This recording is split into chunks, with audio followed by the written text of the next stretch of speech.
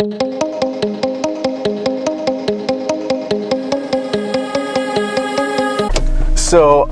it's 2018, which means I have been married for 14 years. 14 years, dude. And here's the thing, that means for 14 years, I wake up every morning with my wife and she looks over and at some point in the day she'll say, "I love you." And like, I can't tell you like how important that is, like how much that means to me, right? When my wife looks at me and she says, "I love you." But here's my question. When my wife looks over and she says, "I love you," honestly, like think about it for a second. Why should I care?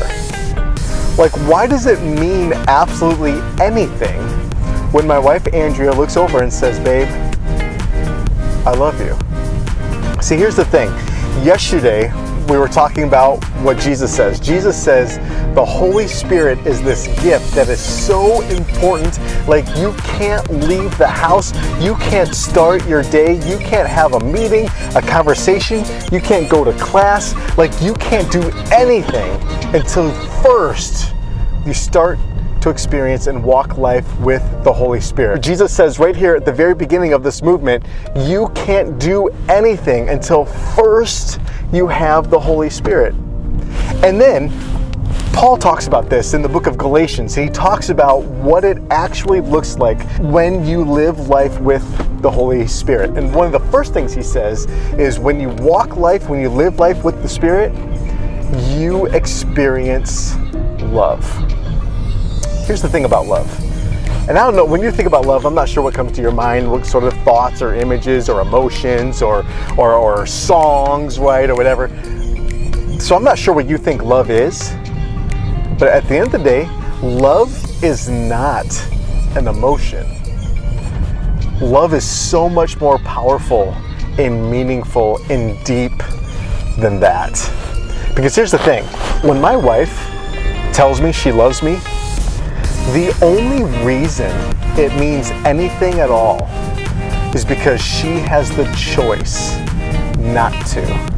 Because I know, here's the reality, and this is gonna like blow all of your minds, I'm sure. But the reality is there are other men on this planet that are taller, smarter, have a better physique, they're stronger, they're more athletic, right? They're more intelligent, they're better speakers, they have hair, right? There are other people on this planet that my wife could choose to love.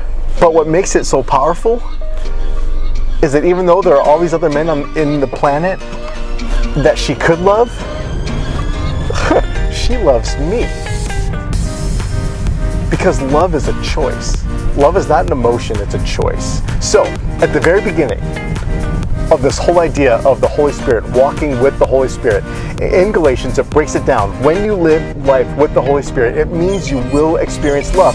And what kind of love is it? And for all you scholars out there, it's the agape love. That's what he says. The agape love is this selfless, I'm going to put someone else first love. So what I'm saying is, love, when you walk with the Spirit, is a choice.